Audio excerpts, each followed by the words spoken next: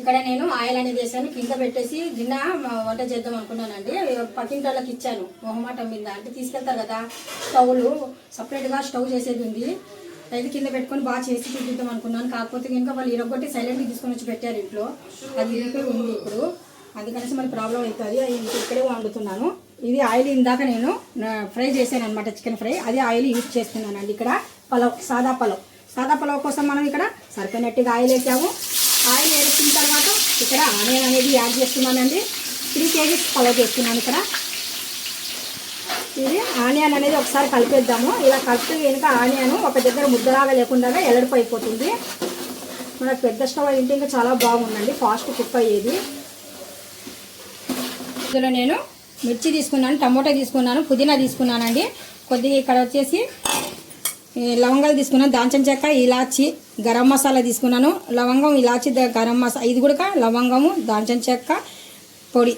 ఇది వచ్చేసి మొత్తం మిక్సింగ్, ధనియా పౌడర్, జీరా సాజీరా ఇవన్నీ వేసేసి ఇక్కడ గ్రైండ్ చేసి పెట్టుకున్నాను. ఇది వచ్చేసి కసూరి మేథి కొద్దిగా యాడ్ చేస్తున్నాను. సాదా పలావులోకి చాలా బాగుంటుంది, కొద్దిగా వేస్తే మసాలా. సరిపోయినట్టుగా నేను అల్లం వెల్లుల్లి పేస్ట్ యాడ్ చేస్తున్నాను. 3 kgల రైస్కి నేను సరిపోయినట్టుగా వేస్తున్నానండి. ఇక్కడ నేను ఎక్కువ పేస్ట్ అనేది చేశాను, అందుకనేసి ఇంత అనేది గ్రేవీ చెప్పలేకపోతున్నాను.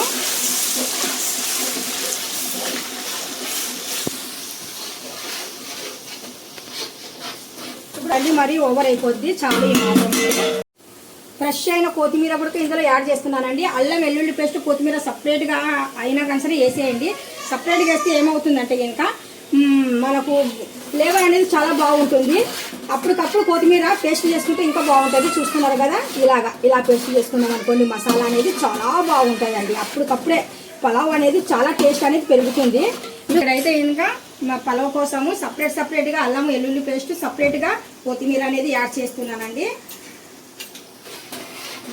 ఇది బటానా, అచ్చ బటానా.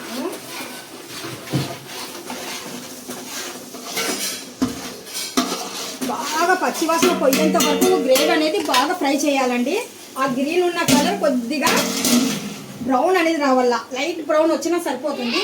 ఆ బ్రౌన్ వచ్చేంత వరకు మనం బాగా వేగనిద్దాము. పచ్చివాసన బాగా పోయింది అనుకోండి, ఇలా ఉంటుంది పలావ్. ఓకే, ఇప్పుడు ఇక్కడ మనకు అల్లం వెల్లుల్లి పేస్ట్ సగం వరకు వేగిందండి. ఆ తర్వాత నేను ఇక్కడ ఇవి టమోటాలు, మిర్చీలు, పుదీనా అన్నీ వేసేస్తున్నాం. నిజంగా అండి ఈరోజు అయితే చాలా వంటలు పెట్టుకున్నాను అనమాట. దాల్చా చేస్తున్నాను, మటన్ చికెన్ కర్రీ చేస్తున్నాను, చికెన్ ఫ్రై, మిఠాఖానా, పలావ్ ఇవన్నీ చేసేలోపు చాలా టైం పడుతుంది కదా. అందుకనేసి నేను ఎగ్జాక్ట్లీ 6:30 అలా వచ్చాను స్టవ్ దగ్గరికి. జస్ట్ అయిపోయింది. పెద్ద స్టవ్ అయితే రైస్ అయిపోను ఈ పాటికి. ఇవన్నీ అయిపోయినాయండి. బాజీ కూడా మర్చిపోయినాను.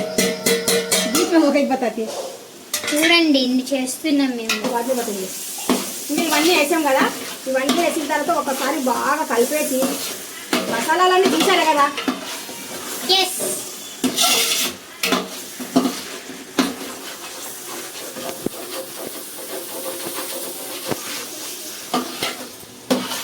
ఇలాగా అడుగు అనేది పట్టకుండా జాగ్రత్తగా పలావ్ చేయాలండి. అడుగు పట్టకపోతే ఇంకా పలావ్ అనేది చాలా టేస్టీగా ఉంటుంది. అడుగు అసలు పట్టివ్వకండి, మసాలా అనేది మాడిపోవద్దు. చూస్తున్నారు కదా, మసాలాలు మనకు బాగా గుమగుమలాడిపోతున్నాయి. ఇప్పుడే నేను ఎసరు అనేది యాడ్ చేస్తున్నాను. సరిపోయినట్టుగా కొలత తీసుకున్నానండి నేను రెడీగా. బిస్మిల్లా.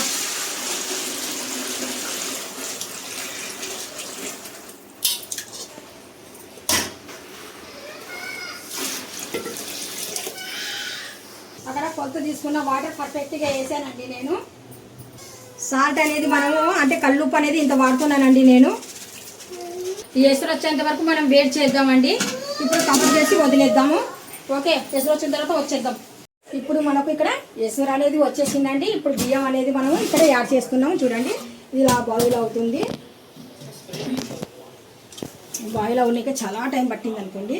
ఇంకా ఎసరులో మనం ఇలాగా రైస్ అనేది వేసేద్దాం.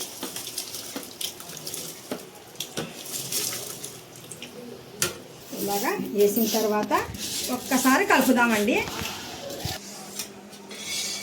ఇప్పుడు రైస్ వేసిన తర్వాత ఒక్కసారి బాగా కలిపేద్దాము. కలిపేసి ఇంకా బాగా ఉడికేంత వరకు మనము వదిలేద్దామండి. చివరిలో నేను నిమ్మరసం కూడా యాడ్ చేస్తాను.